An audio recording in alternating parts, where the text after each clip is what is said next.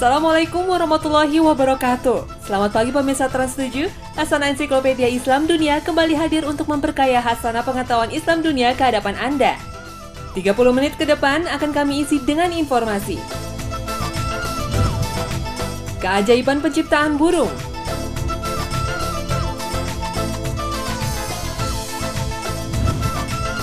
Raja-raja Islam pemberi penghargaan tingkat dunia.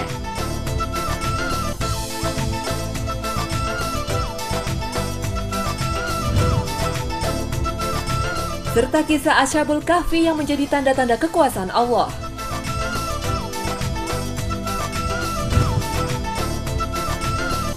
Dan pemirsa, inilah Hasanah Ensiklopedia Islam Dunia hari ini.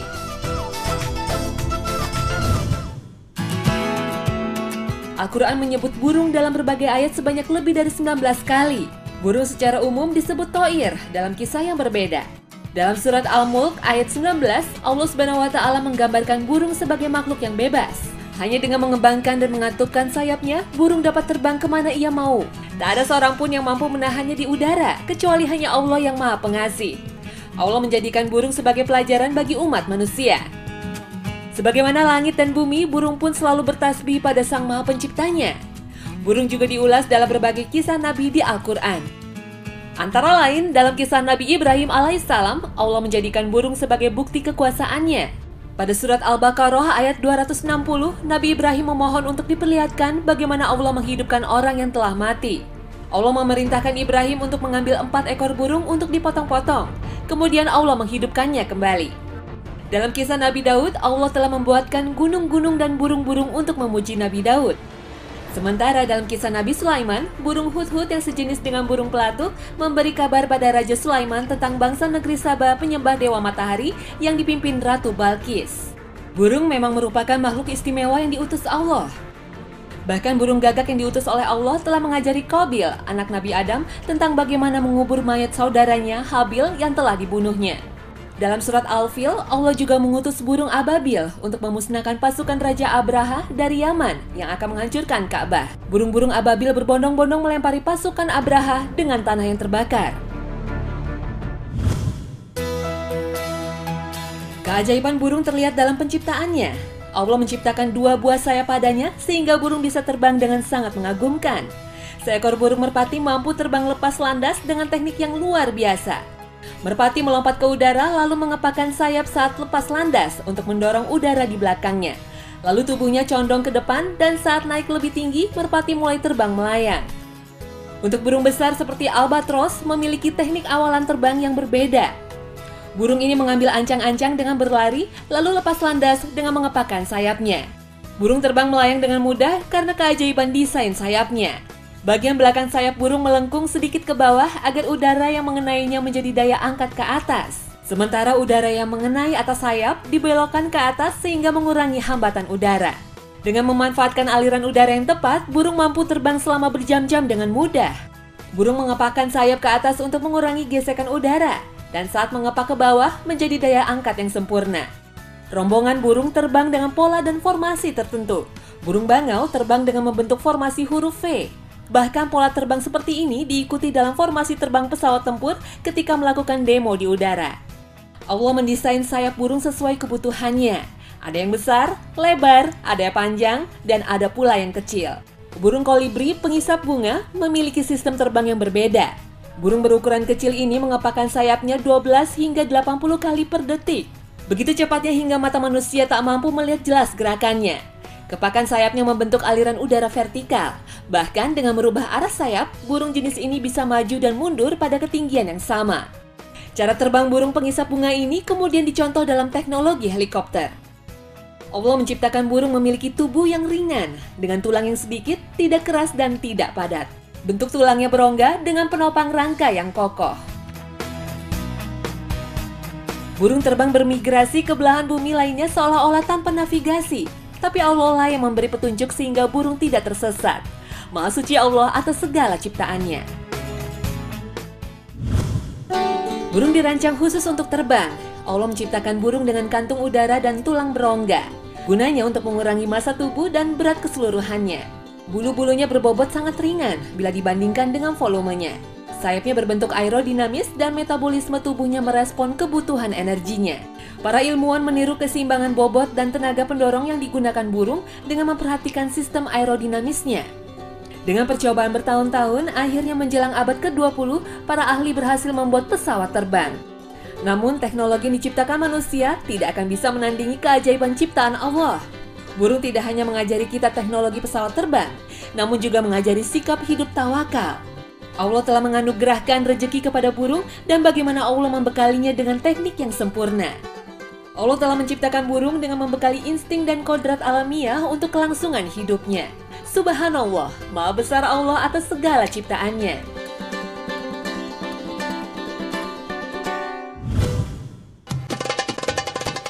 Pemirsa Hasanah, jangan kemana-mana. Selanjutnya akan kami hadirkan Raja Islam pemberi anugerah dunia dan kisah Ashabul Kahfi. Tetap bersama Hasanah, Ensiklopedia Islam Dunia.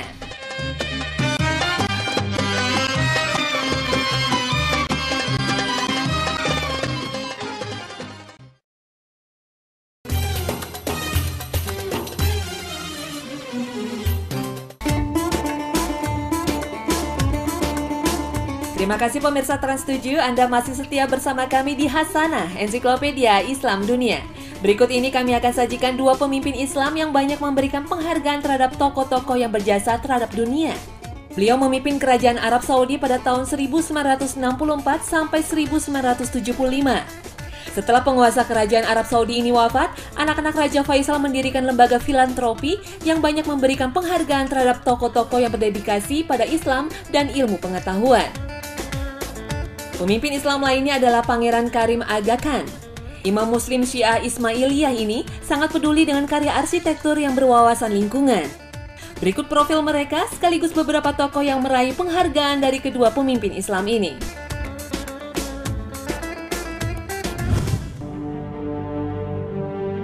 Raja Faisal adalah anak keempat dari Raja Abdul Aziz As Saud.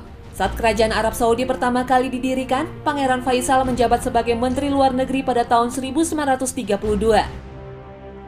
Pangeran Faisal terkenal sebagai panglima perang yang memenangkan pertempuran di Hijaz. Pangeran Faisal dilantik menjadi raja pada 2 November 1964 setelah Raja Saud diusir dari Arab Saudi ke Yunani karena skandal keuangan.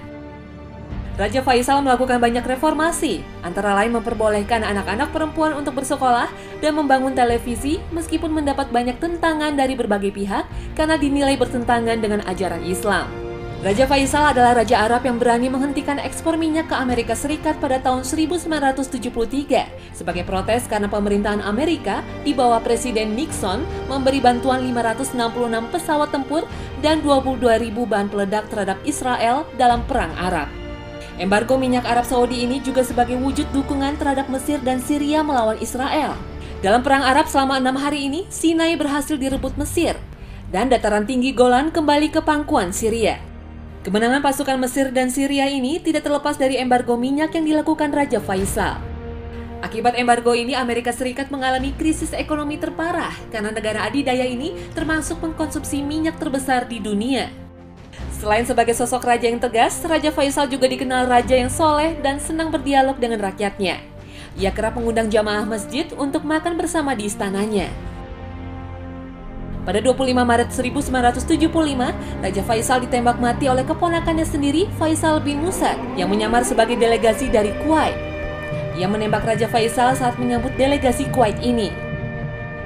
Awalnya sempat mencuat spekulasi, Raja Faisal dibunuh karena konspirasi Barat. Namun Faisal bin Musad terbukti bertindak sendirian karena dendam atas kematian saudaranya oleh pasukan keamanan Arab Saudi.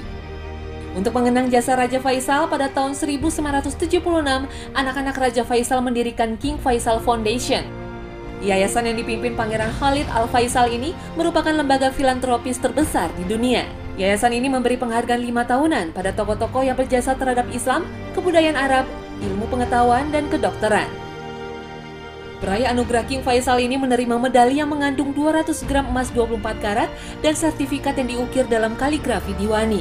Selain itu, penerima medali juga menerima uang senilai 750.000 real atau sekitar 200.000 dolar Amerika Serikat.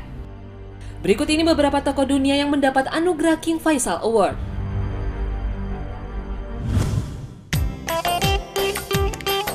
Tokoh ulama yang pertama kali meraih penghargaan Raja Faisal ini Abul A'la Maududi, pendiri Jamaat I-Islami yang dikenal dengan GI, sebuah pergerakan politik religius di Pakistan yang mengangkat nilai-nilai Islam dan prakteknya. Pada tahun 1986, Ahmad Deedat, seorang dai terkenal, meraih King Faisal Award. Ulama asal Afrika Selatan keturunan India ini mencurahkan seluruh hidupnya untuk berdakwah. Ia sering berkeliling di Eropa dan Amerika untuk meluruskan kesalahpahaman Barat terhadap Islam. Di kalangan politisi Muslim, mantan Perdana Menteri Turki Recep Tayyip Erdogan meraih penghargaan Raja Faisal pada tahun 2010. Ia dinilai menjadi sosok pemimpin Islam yang banyak membawa perubahan sejak menjabat wali kota Istanbul hingga menjadi Perdana Menteri Turki. Selain Erdogan, mantan Perdana Menteri Malaysia Abdullah Badawi meraih King Faisal International Award pada tahun 2011 karena pengabdiannya pada Islam. Badawi dinilai berjasa saat memimpin konferensi Islam dunia pada tahun 2003 dan tahun 2008. Ia tokoh negara yang giat menjalin kerjasama bilateral dan multilateral dengan negara-negara Asia Selatan. Badawi juga termasuk tokoh yang berjasa di balik keberhasilan lembaga haji dan studi Islam di Malaysia. Sementara tokoh nasional yang berhasil meraih King Faisal Award adalah Muhammad Nasir. Muhammad Nasir adalah Perdana Menteri RI pada tahun 1950 sampai 1951 setelah Indonesia kembali menjadi Negara Kesatuan Republik Indonesia. Perjuangan Nasir tidak hanya terukir dalam perjuangan bangsa Indonesia, juga dunia Islam. Nasir meraih banyak penghargaan karena dedikasinya dalam dakwah Islam dan pendidikan. Ia ikut membidani berdirinya berbagai universitas Islam di Indonesia. Hingga akhir hayatnya pada tahun 1994, Nasir masih menjabat sebagai Wakil Presiden Muktamar Alam Islami dan anggota Majelis Ta'sisi Rabithah Alam Islami. Tidak hanya tokoh-tokoh Islam, penghargaan Raja Faisal juga diberikan pada ilmuwan Rusia dan Amerika. Pada tahun 2002, Pangeran Khalid mengumumkan hadiah sains diberikan pada Profesor Matematika berkebangsaan Rusia, Yuri Manin, dan peneliti dari Amerika Peter Williston Shore dalam bidang sains komputer. Sementara dalam bidang kedokteran, peraih King Faisal adalah Profesor Finn Weikstein, seorang pakar jantung dari Swedia, dan Profesor Eugene Braunwald, guru besar kardiologi Harvard University asal Amerika. Penghargaan prestisius yang juga terkenal adalah Aga Khan Award. Aga Khan Award didirikan oleh Pangeran Karim Aga Khan keempat pada tahun 1977. Pangeran Karim Aga Khan adalah anak tertua dari Pangeran Salman Khan. Setelah kakeknya Muhammad Shah Aga Khan wafat, Pangeran Karim diangkat jadi imam ke-49 Muslim Syiah Ismailiyah pada tahun 1957 saat usianya masih 20 tahun. Setelah menjadi imam, ia berjanji akan membangun lembaga-lembaga modern untuk meningkatkan taraf hidup masyarakat Muslim. Ia berusaha membangun citra Islam yang positif di mata dunia. Ia mendirikan Aga Khan Development Network, salah satu jaringan pembangunan swasta terbesar di dunia untuk pembangunan sosial, ekonomi, dan budaya di Asia Afrika. Pangeran Aga Khan banyak mendirikan rumah sakit dan lembaga pendidikan di negara-negara miskin. Ia banyak tertarik untuk penghapusan kemiskinan dan buta huruf, ketertinggalan perempuan, dan promosi budaya Islam. Pangeran Aga Khan yang berwarga negara Inggris ini mendapat gelar yang mulia dari Ratu Elizabeth pada tahun 1957. Penghargaan yang digagas Aga Khan IV pada tahun 1977 merupakan penghargaan prestisius dan terbesar dalam bidang arsitektur. Penghargaan ini ditujukan sebagai apresiasi konsep arsitektural yang islami, baik dari sisi desain, pengembangan dan penataan lingkungan, restorasi dan konservasi lingkungan. Penghargaan yang digelar setiap 3 tahun sekali ini juga memberi penghargaan dalam bentuk uang senilai $500.000 Amerika. Beberapa karya arsitektur Indonesia berhasil menyabet Aga Khan Award, antara lain Pondok Pesantren Pabelan yang berlokasi di Desa Muntilan, Magelang, Jawa Tengah meraih penghargaan Aga Khan pada tahun 1980. Sementara Masjid Naum yang berlokasi di Kebon Kacang, Jakarta ini mendapat penghargaan Aga Khan pada tahun 1986 karena berhasil menghadirkan bentuk masjid tradisional ke dalam ungkapan modern. Aga Khan Award tidak hanya memberikan anugerah kepada karya arsitektur bernuansa religius, juga karya arsitektur yang ramah lingkungan. Green School yang terletak di Sibang Kaja, Bali antara lain pernah mendapat nominasi Aga Khan Award pada tahun 2010. Sebuah sekolah unik yang digagas John Hardy ini terbuat dari batang bambu. pendingin udara tidak lagi menggunakan air conditioner, melainkan kincir angin dari terowongan bawah tanah. Tenaga listriknya menggunakan biogas dari kotoran hewan. Inilah bentuk penghargaan para pemimpin Islam terhadap para tokoh perubahan dan visi kreatif arsitektur modern. Namun sejarah dunia tak semua menghadirkan raja-raja yang humanis, seperti digambarkan Al-Quran dalam kisah Ashabul Kahfi. Seorang raja menindas rakyatnya sendiri dan memaksa mereka untuk menyembah dewa-dewa. Inilah kisah Ashabul Kahfi yang menjadi teladan kehidupan untuk kehidupan sekarang. Al-Quran menjelaskan kisah sekelompok pemuda yang tertidur dalam gua hingga 3 abad lamanya. Kisah para pemuda yang disebut Ashabul Kahfi ini menjadi nama surat ke-18 yaitu Al-Kahfi. Inilah sekelompok pemuda yang beriman pada Allah dan diselamatkan Allah dari kejaran penguasa yang zalim. Dan turunnya ayat ini menjadi jawaban bagi masyarakat Arab yang meragukan kerasulan Nabi Muhammad SAW.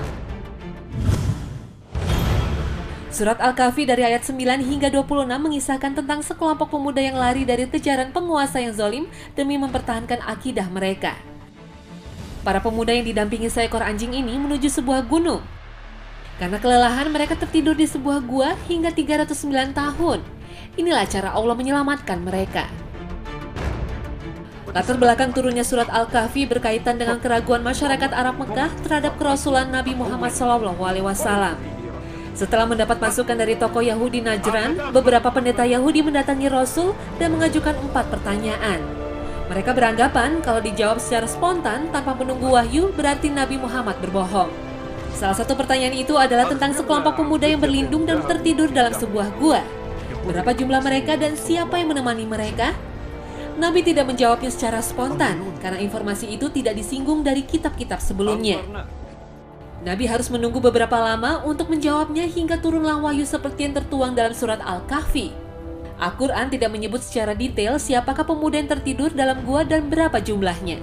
Namun berdasarkan hasil riset sejarah, para pemuda itu berjumlah 7 orang dengan ditemani seekor anjing sebagai penunjuk jalan. Mereka adalah Maksalminah, Tamlekah, Martukis, Nawalis, Sanius, Batnayus, dan Kasfutat. Sedangkan seekor anjing yang menjadi petunjuk jalan bernama Rokim. Menurut para sejarawan, baik dari kalangan Muslim maupun Kristen, para pemuda Ashabul Kahfi ini hidup pada sekitar tahun 112 Masehi.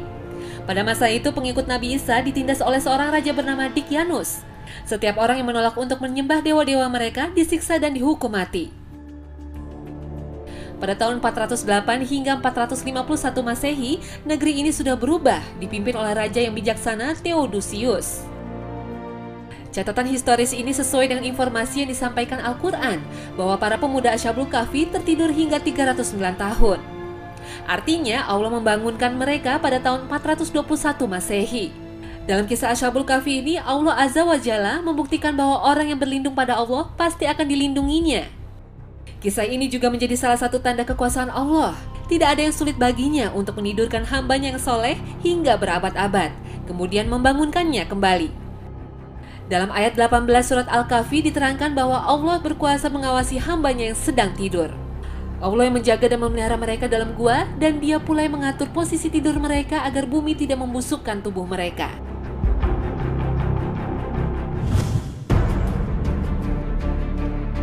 Surat Al-Kahfi menerangkan bahwa Ashabul Kahfi berada dalam gua selama 300 tahun atau 309 tahun. Berdasarkan hitungan Hijriyah, mereka tertidur di dalam gua selama 300 tahun. Ashabul Kahfi hidup melintasi zaman. Menurut analisa fisika modern, teori relativitas Einstein, jika suatu benda, makhluk hidup atau apa saja yang bergerak dengan kecepatan tertentu mendekati kecepatan cahaya, maka benda tersebut akan mengalami dilatasi waktu dan kontrasi panjang. Boleh jadi para Ashabul Kahfi ini bergerak mendekati kecepatan cahaya, seperti yang dijelaskan surat Kahfi bahwa Allah menggerakkan mereka ke kanan dan ke kiri. Dalam teori fisika, benda yang bergerak berlawanan arah dengan cepat akan terhenti sesaat dan panjangnya akan kembali seperti semula. Gerakan benda yang sangat cepat di atas kecepatan bunyi akan mengakibatkan patahan gelombang atau supersonic fracture hingga menimbulkan ledakan suara yang dahsyat dan menghancurkan kaca-kaca dan bangunan di sekitarnya. Gerakan yang cepat dengan frekuensi tinggi juga menghancurkan selaput telinga. Inilah mengapa Allah menutup telinga Ashabul Kahfi seperti yang dijelaskan dalam ayat 11 surat Al-Kahfi. Pembuktian ilmiah ini bisa jadi melawan orang-orang yang menganggap kisah Ashabul Kahfi hanya fantasi. Akal manusia memiliki keterbatasan, hanya Allah yang Maha Berkuasa atas peristiwa. Wallahu a'lam bishawab.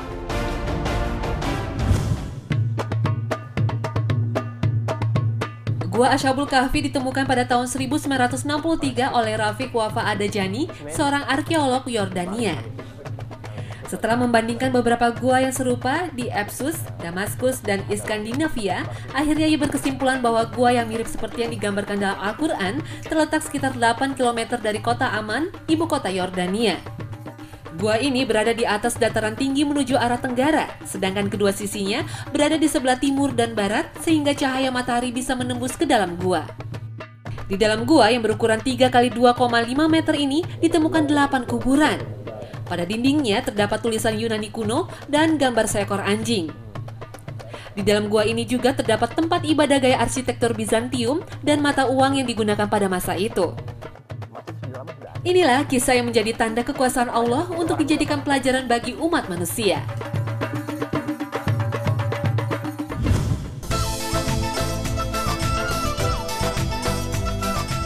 Nah pemirsa, inilah akhir kebersamaan kita dalam Hasanah pagi ini. Saksikan selalu Hasanah setiap hari pukul 5 pagi waktu Indonesia Barat, karena Hasanah adalah ensiklopedia Islam dunia. Terima kasih dan wassalamualaikum warahmatullahi wabarakatuh.